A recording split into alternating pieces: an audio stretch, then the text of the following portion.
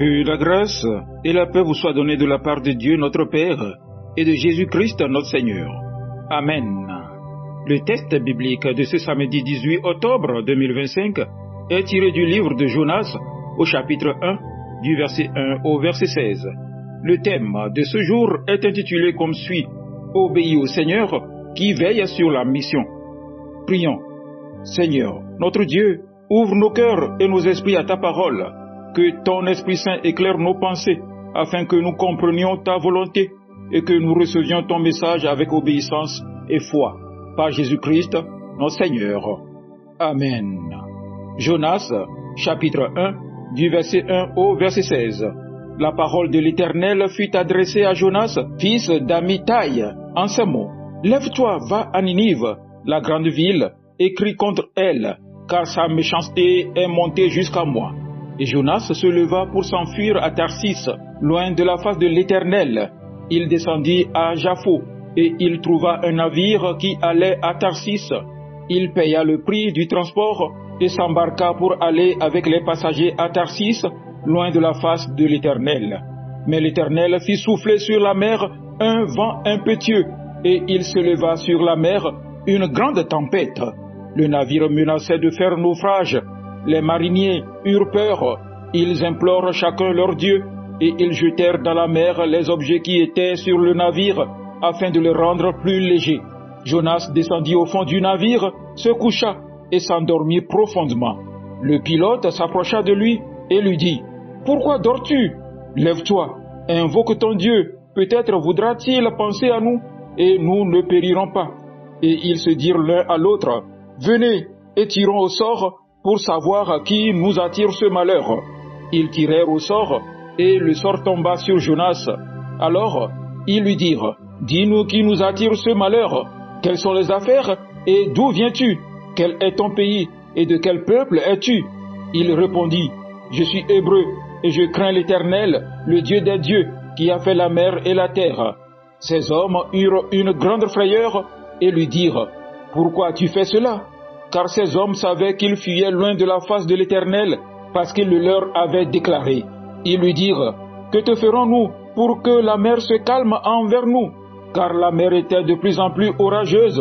Il leur répondit: « Prenez-moi et jetez-moi dans la mer, et la mer se calmera envers vous, car je sais que c'est moi qui attire sur vous cette grande tempête. » Ces hommes ramaient pour gagner la terre, mais ils ne le purent, parce que la mer s'agitait toujours plus contre eux. Alors ils invoquèrent l'Éternel et dirent: « Ô Éternel, ne nous fais pas périr à cause de la vie de cet homme, et ne nous charge pas du sang innocent, car toi, Éternel, tu fais ce que tu veux. » Puis ils prirent Jonas et le jetèrent dans la mer, et la fureur de la mer s'apaisa.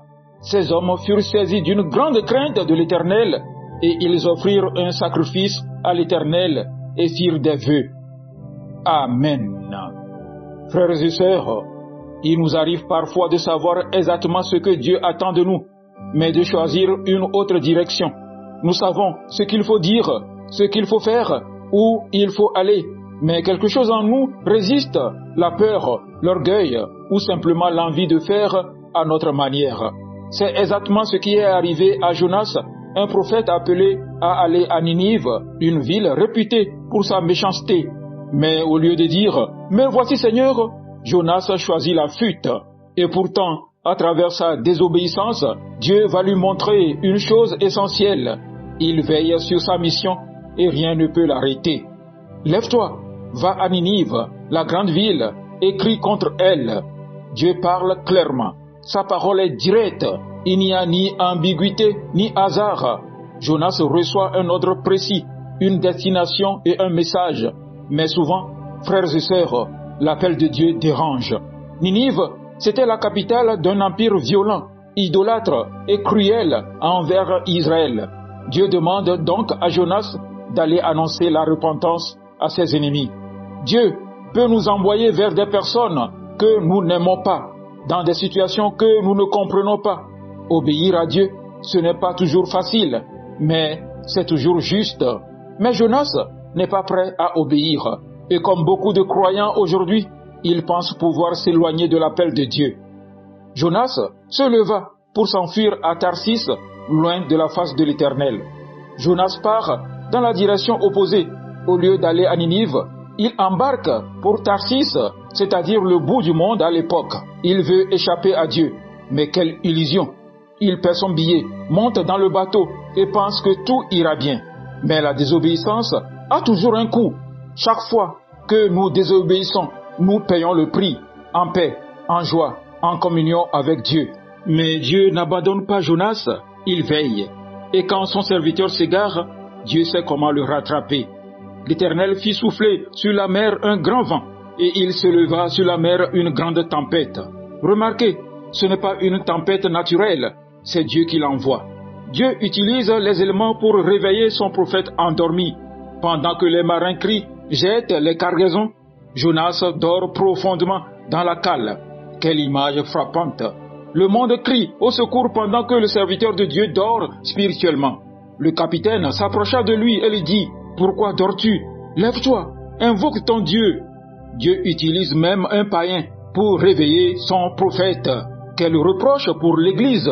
Le monde est parfois plus conscient du besoin de Dieu que les croyants eux-mêmes. Frères et sœurs, il est possible d'être croyant, mais endormi, insensible à ce que Dieu fait autour de nous. Parfois, Dieu permet des tempêtes dans nos vies, non pour nous détruire, mais pour nous réveiller et nous ramener à la mission. Et dans la tempête, Dieu pousse Jonas à faire face à lui-même, à reconnaître sa faute.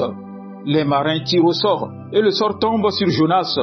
Il n'y a plus d'échappatoire. Il avoue, « Je suis hébreu et je crains l'Éternel, le Dieu du ciel qui a fait la mer et la terre. » Jonas reconnaît sa désobéissance. Il comprend que sa fuite met en danger les autres. Il se propose d'être jeté à la mer. C'est un acte de soumission. Enfin, il laisse Dieu reprendre le contrôle. Reconnaître sa faute, c'est la première étape de la restauration. Dieu n'attend pas des héros parfaits, mais des cœurs sincères qui disent « Seigneur, j'ai voulu faire à ma manière, pardonne-moi. » Et voyez ce que Dieu fait à travers cette situation. Même dans la tempête, il se glorifie. Les marins, des païens, voient la puissance du Dieu de Jacob. Ils prient, ils reconnaissent sa souveraineté et ils offrent des sacrifices à l'Éternel. Incroyable. La mission de Dieu avance malgré la désobéissance de son prophète. Dieu veille sur sa mission. Il peut se servir de nos erreurs, de nos retards, même de nos chutes, pour que son nom soit glorifié. Mais combien mieux vaut obéir dès le départ. Et c'est là le grand message de ce texte. Dieu veille sur la mission, mais il veut des serviteurs obéissants. L'histoire de Jonas nous enseigne 3 grandes vérités. L'appel de Dieu est clair. Il t'appelle à servir, à pardonner, à témoigner, à aller là où il t'envoie. La fuite est inutile. On ne peut pas échapper à la présence de Dieu. Dieu veille sur sa mission.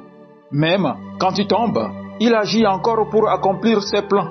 Mon frère, ma sœur, si Dieu t'a confié une mission, obéis-lui. Même si c'est difficile, même si tu ne comprends pas tout, fais-lui confiance. Car celui qui t'envoie veille sur toi, comme il a veillé sur Jonas, non pour le perdre, mais pour le ramener. Prions.